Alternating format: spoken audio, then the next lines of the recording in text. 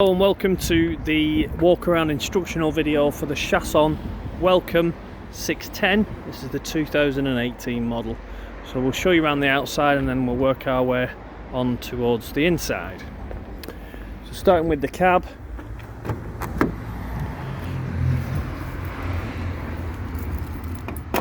We have the bonnet release catch, which is just on the side of the dashboard here. So if you pull that lever, that releases the cab. Just while we're here, we've got the tyre pressures on this pillar here. Best to refer to the actual tyre themselves sometimes, because they do have specialist tyres on them, like camper tyres sometimes. Just while we're here on the windows, for the night shades on the windows, you just pinch these two together, draw that across, and that creates your night shade for the side windows. Very similar on the windscreen. So you draw that across, pinch the little tabs together on there, draw that across, pull that into the centre, and then there's a magnetic strip on the other side that keeps those two together with a magnetic strip across there.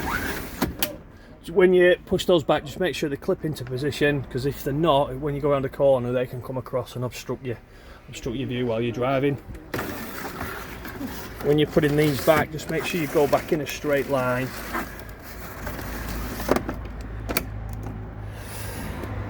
Just on this pillar here is where the fuel is filled. So diesel into there, you'll need your key for that.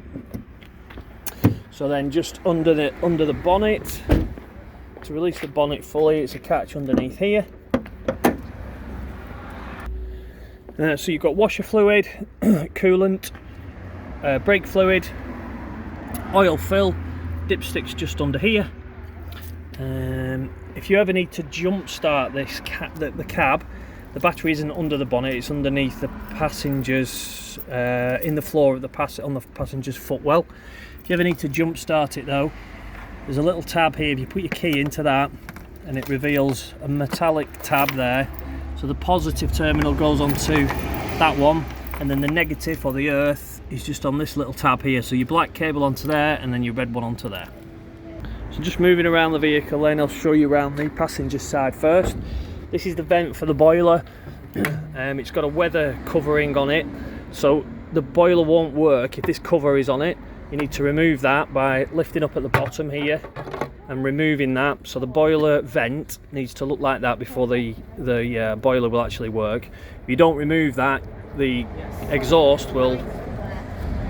So yeah, this vent cover needs to be off. It needs to look like that, otherwise the gas exhaust will come out, hit that cover, and there's a sensor in there to say that it's not exhausting properly. So the boiler, the water heater won't work without that cover off. The next locker along is the service locker.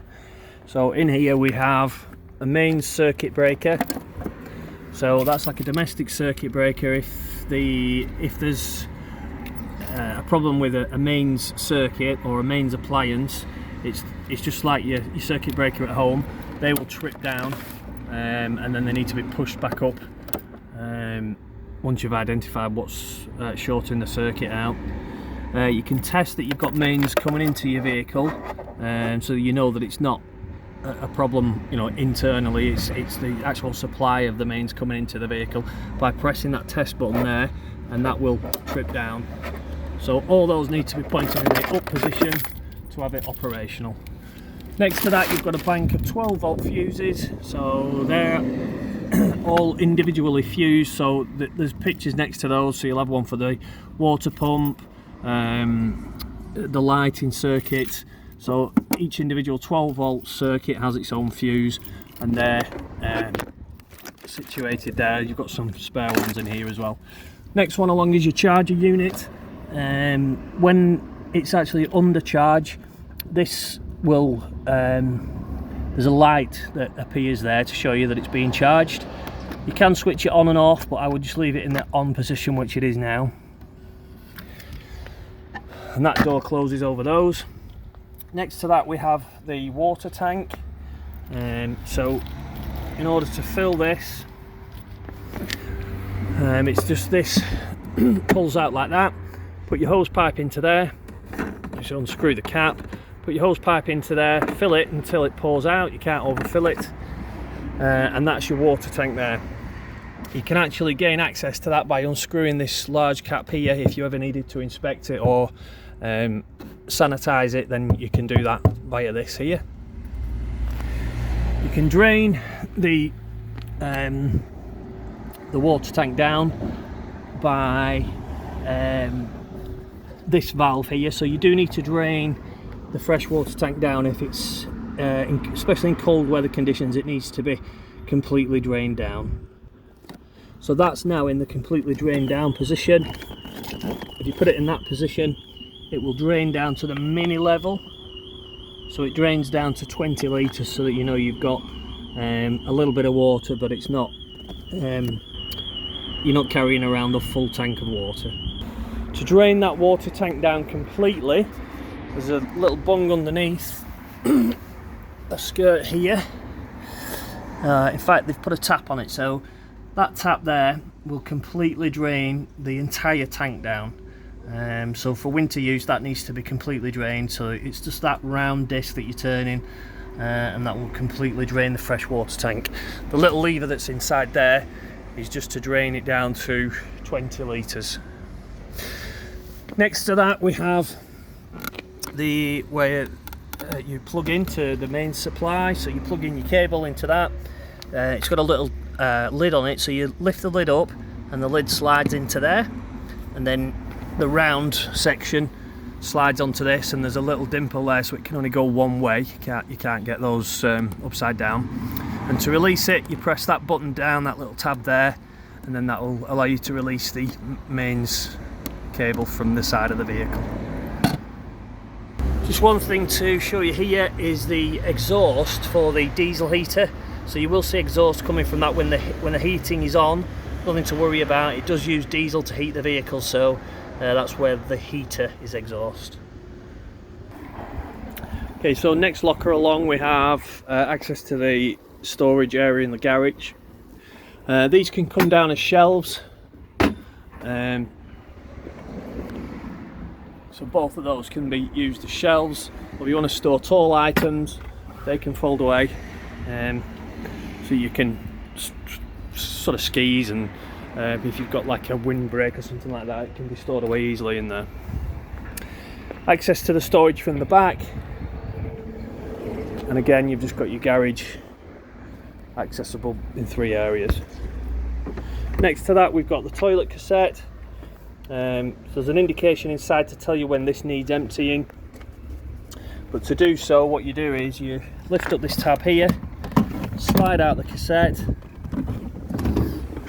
and when you've got the cassette out, it needs emptying, so you push that funnel that way, unscrew the cap off the end, and pour away the waste that's contained in this cassette.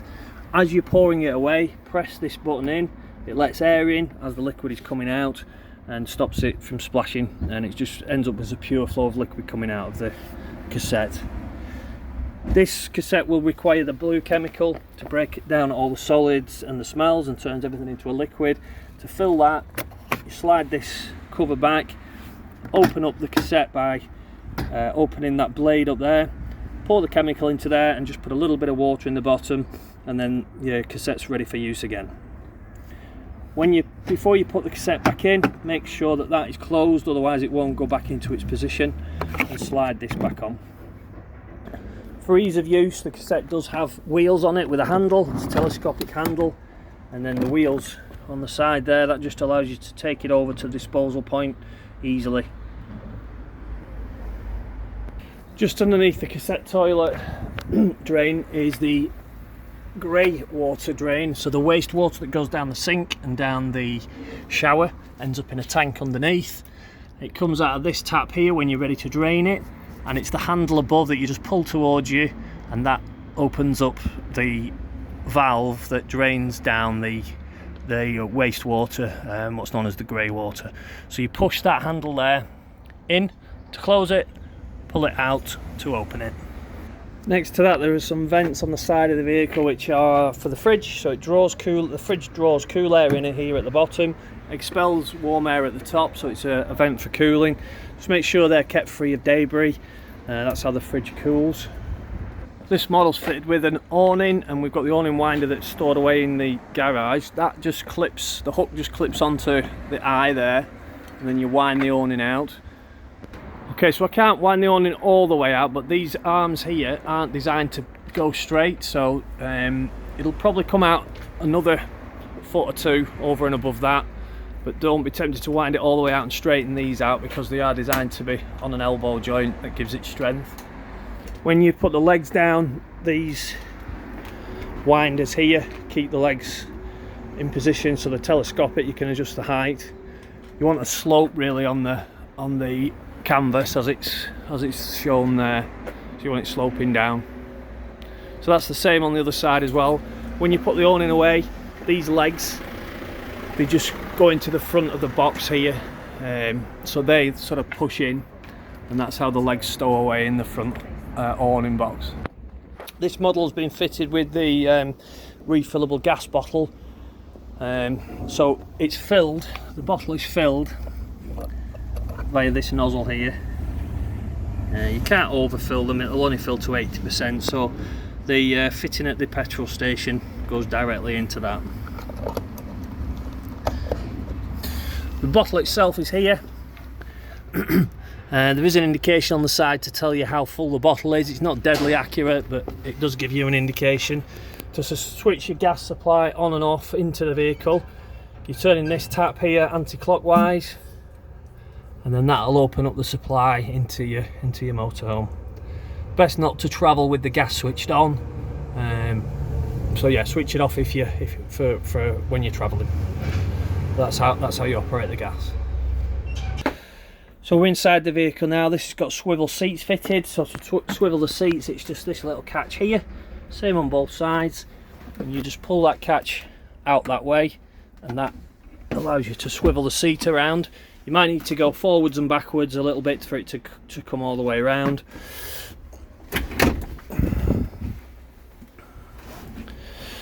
So if you just pull it forward and backwards, because sometimes it catches on the side of the armrest on the cab. So the same on that side, both the seats swivel round. So this model's got the electric drop-down bed, which has a key system. So you need the key in here to operate the bed, and it needs to be, I think that's in the, yeah, so that's in the on position. So the bed won't operate without that key being in there and in that position. Underneath here, this is just a decorative cover. Underneath there is where the motor is housed. If your battery goes flat, or there's a problem with the motor, or any electrical problem, you can take that cover off, and then there's a winder in the pack that goes into that, and then that'll allow you to manually make the bed rise and fall without the need for an electric supply. So the bed's housed here over the dinette area. To operate the bed, it's this little switch here, which is just underneath the sink, so it's fairly straightforward, just up and down on this button here, and that allows the bed to rise and fall. It'll go down at any increment you want it to, and there's a ladder that sits on here, so it will come right down. So if it's in the highest position, then you need to use the ladder to gain access to the bed. So to get the bed into its lowest position, and also to make the bed up that is underneath that, you do need to lower the table. That's done electrically as well, and that's just done with a key that's on the key ring. That key there goes into this little switch here, and then you turn it that way, and the table will then drop electrically.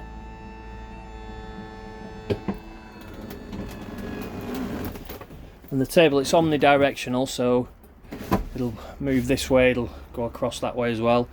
That's a support for when it's you want to bring this leaf over here, which you need to make this into the bed. So to make the bed up, you lower the table to bridge the gap in the middle here. There's an additional cushion which was just in the wardrobe at the back. Bring the base of this cushion across into the centre to bridge the gap, put that one flat, and you just leave those as they are. So there's the bed made up underneath. In order to manoeuvre the table and get it to spin around, there's just a lever underneath, which is this here. You just got to lift that up, and that lets you spin the table. So that lever is allowing you to spin the table right around, and then it will move. So it moves that way as well as left and right. So that's the makeup of the bed and the lowering of the table, and to manoeuvre the table as well. Okay, so in this diner area here, that's where the boiler is housed. So I'm facing the back. They're the seat belted seats. The boiler's housed just there. There's a drain for this boiler, and it's housed just there, that yellow tab. It sits underneath this board, which would sit like that. So you've got to lift that out in order to reveal that drain valve. What it does is it drains all the water out of that boiler there, which is, I think, 10 litres of water. If water's left in there and it freezes, it'll expand. Could crack the boiler. So that valve there, it drains all the water out of that. That's in the closed position, so that will keep all the water in the boiler. So for winter use, it needs to be pointing upwards like that. But if it's like that and you're trying to use the boiler, it'll just drop all the water out of onto the floor. So when you're using it, it needs to be, doesn't matter whether it's that way or the other way, but it needs to be horizontal rather than vertical. So the controls for that boiler are just mounted on the front here. So what we've got here is we've got the temperature control here. So this is gas. So if you switch it to the upper position, it's 50 degrees on gas. The lower position, 70 degrees on gas. So I would just leave it on the 70 degrees and then mix it with cold water, so you've got a lot of warm water. That you can probably see that there'll be a little LED to warn you that it's not lit. It won't light because I've switched the gas off. So what you need to do is wait until you get a pure flow of gas coming through from your gas bottle. Otherwise, it's just trying to ignite with the air that's in the pipe work. So you need to have your gas switched on. Now if it goes to fail, it won't light again. You've got to then switch it off and then probably switch it on 2 or 3 times maybe, until it's lit and you don't get that red LED warning light. The one underneath is for electric. Same again. The upper position is low wattage, so 1 kilowatt on electric, and the lower one is 2 kilowatts on electric. So you've 2 forms of heating your water there. But as I say, if you've got this red light here, it's not lit. You probably have to go through the process 2 or 3 times to actually get it lit, and your gas must be switched on. With the lower one, obviously you've got to be plugged into mains for that to work. If you've got passengers travelling in these seats here, this board comes out so that the passengers' legs can go down there when they're travelling, when you've got seat belted travellers on this forward facing seat. Blinds and fly screens on the windows all operate very similarly. Bottom one is for the blinds. You just squeeze those 2 together and then you've got your blind. Fly screen comes from the top and they'll join together like that. If you want to release them, you just pinch that together. If you want it all blind, then obviously you just pull it up to the top. All fly screen is coming down from the bottom. Okay, we have the control panel. So to switch that on, you need this green button on here. The next one along is for your lights. However, the charger won't work unless that's switched on. That green light must be illuminated. Sorry, the blue light must be illuminated. in order to get your battery charged from the mains cable that you plug in. Next one along is your water pump. So you need that switched on in order to get water out of your taps. When you first fill the water tank with water, you'll need to have that pump switched on. Go to your tap, switch on the cold water, and wait until you get a pure flow of water coming out of your tap. It'll splutter, so what you're doing is you're taking out the air of the pipes and replacing it with water. So you need a pure flow of water on the hot side.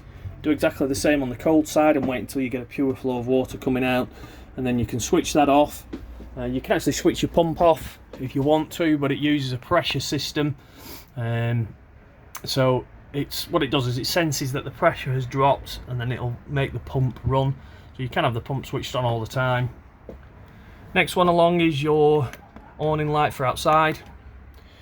This here is your readout for your leisure battery, so it's showing you a picture of your motorhome.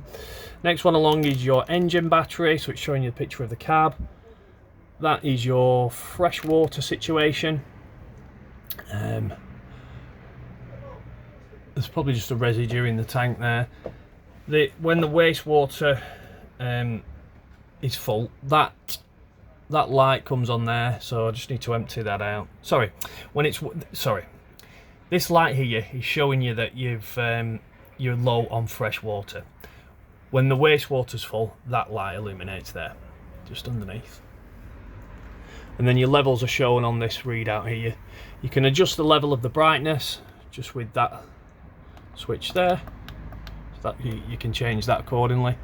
The next one is your diesel heater. So very straightforward. This, you just switch that round. So if it's really cold, then you want to be putting it right round to the very top. If you just want to take the edge off, then obviously leave it on the lower settings. What this does is it uses the diesel from the engine, so it uses the fuel from the engine. It uses very little diesel. It uses something like a litre in 4 hours of heating. When you first switch this on, you will get flickering from the lights, the LED lights. It's just because it draws quite a lot of power when it first switches on, but that will stop. You've got your green light indicating that it's on. It's thermostatic, so if it senses, like on a hot day today and you're trying to heat it, it just won't come on. So that's the Webasto diesel heater. Moving on then, so we've got the fridge. Okay, so you switch the fridge on just by pressing this button here. You can select manually your power supply. So you can see here we've got a mains cable, so that's going to power the fridge on mains. You can press it again, it's showing you a picture of a battery. That's your engine battery, so that's coming from the engine alternator, so it won't work unless the engine's running on that setting. And then you've got gas. So it won't light now because I've got the gas switched off. There will be a warning that comes on to tell you that it's not lit on gas. Next to that we've got the temperature setting. So if it's on a hot day like today, you want it working harder to keep the contents cool. On a really cold day, you don't want it working as hard, so you put it on the lower settings. Otherwise, on a really cold day, if you set it to work really hard, it'll freeze the contents of the fridge. The next one along for your power settings is this little A here. So that's automatic. It will automatically select the most relevant power source. So that's the setting I would leave it on. It'll look for mains electric first. If it can't find that, it will then look for gas. If it can't find that, then it'll look for the 12 volt of the engine. None of which are available to it, so it's telling us we've got the fridge isn't operational.